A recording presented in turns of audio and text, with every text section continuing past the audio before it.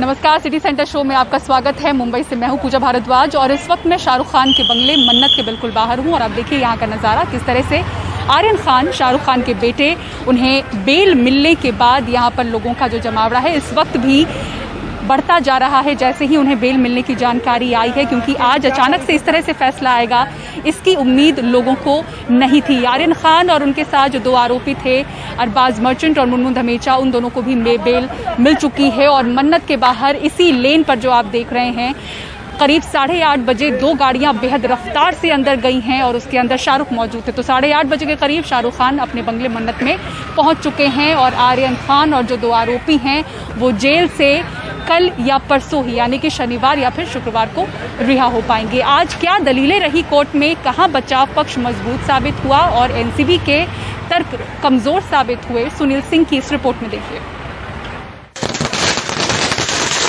शाहरुख खान के फैंस की दिवाली गुरुवार ही मन गई। वेलकम होम प्रिंस आर्यन के पोस्टर, पटाखों का शोर और शाहरुख के डायलॉग के साथ आर्यन को मिली जमानत का फैंस ने यूं जश्न मनाया। जहां में मेरा नाम है तभी तक ही मेरे नाम अभी 1 महीने तक दिवाली चलेगी। हार को जीतने वाले को ही बाजीगर कहते हैं। शाहरुख खान के बेटे को करीब 25 दिनों बाद जमानत मिली है।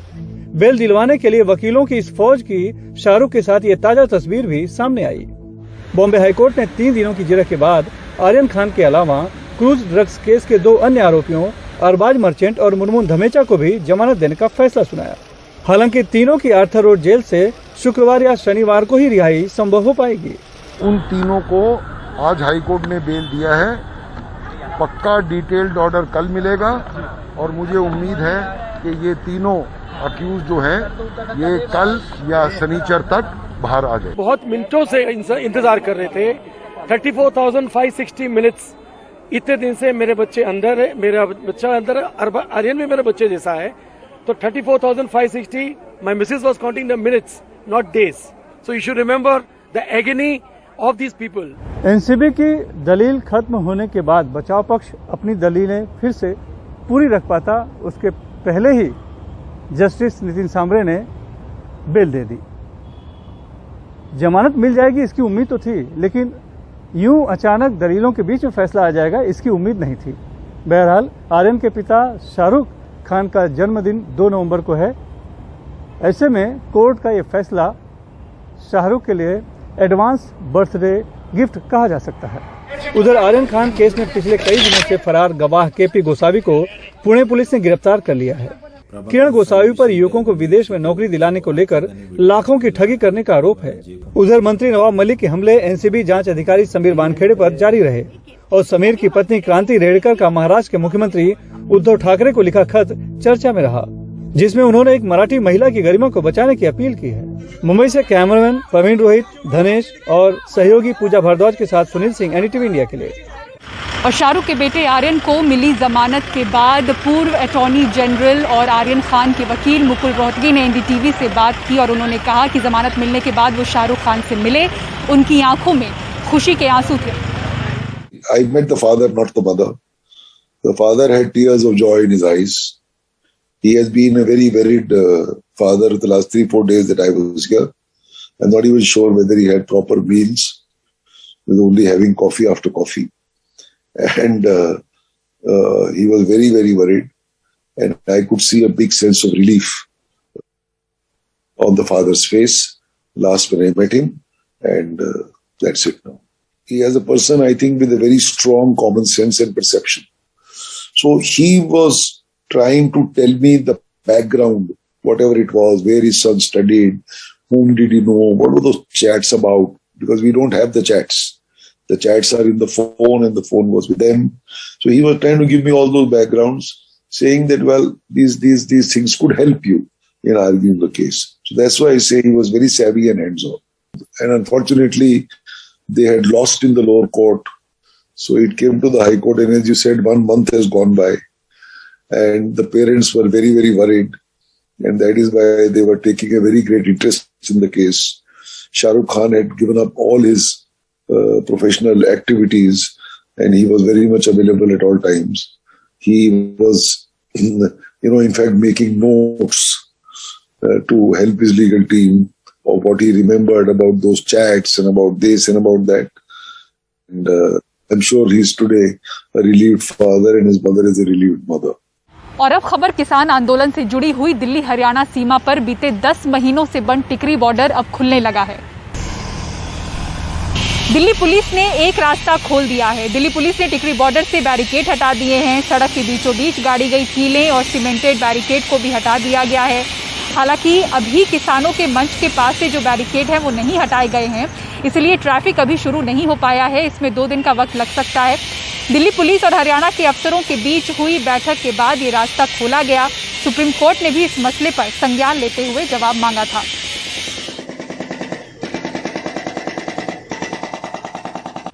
और दिल्ली की लगभग पूरी आबादी में कोरोना के खिलाफ एंटीबॉडीज मिली हैं। ये चौंकाने वाली जानकारी खुद दिल्ली सरकार ने दी है।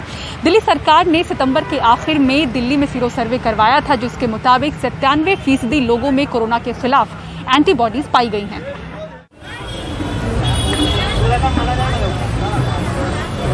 दिल्ली में ज्यादातर लोग कोरोना संक्रमित हो चुके हैं या फिर वैक्सीन लगवा चुके हैं और कोरोना के खिलाफ कुछ सुरक्षा पा चुके हैं।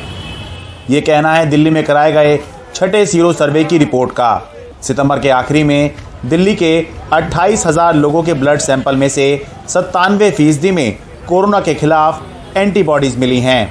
जिन लोगों ने वैक्सीन नहीं ली थी उनमें 90% और वैक्सीन ले चुके लोगों में 100% में एंटीबॉडीज मिली हैं। सबसे कम एंटीबॉडीज दक्षिण पश्चिम दिल्ली जिले में मिली हैं 93.3%, जबकि सबसे ज्यादा एंटीबॉडीज पूर्वी दिल्ली जिले में मिली हैं 99.8%।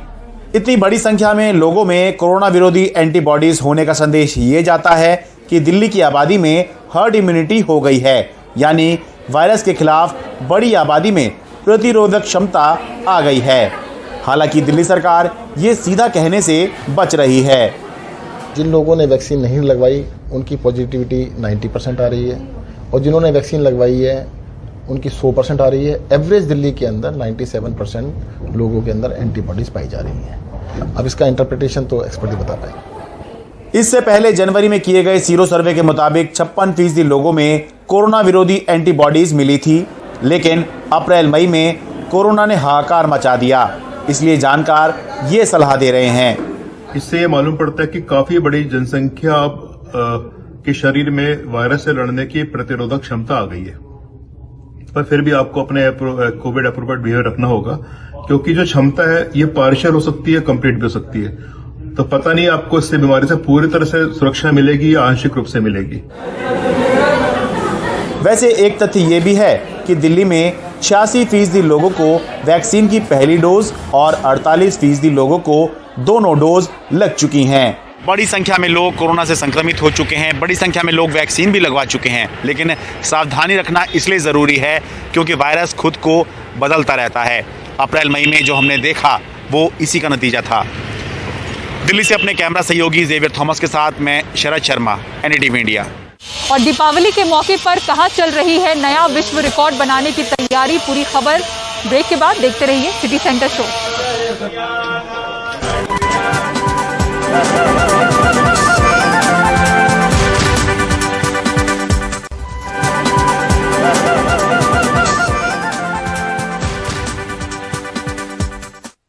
और अयोध्या में दीपावली के मौके पर नया विश्व रिकॉर्ड बनाने की तैयारी हो रही है। कुल 12 लाख दिए जलाए जाएंगे। राम की पौड़ी पर 9 लाख दिए एक साथ जलाए जाएंगे और बाकी के 3 लाख दिए पूरे अयोध्या में जलाए जाएंगे। ये कार्यक्रम 3 नवंबर की शाम 6 बजे से 6:30 बजे तक होगा। इसके साथ 3D holographic show, laser show और आतिशबाजी का कार्यक्रम भी होगा। 1 से 5 नवंबर तक श्रीलंका का सांस्कृतिक दल रामलीला का भी मंचन करेगा। और सिटी सेंटर शो में फिलहाल इतना ही। शाहरुख खान के बंगले मन्नत के बाहर से पूरी टीम को दीजिए इजाजत। खबरों के लिए बने रहें NDTV इंडिया के साथ। नमस्कार।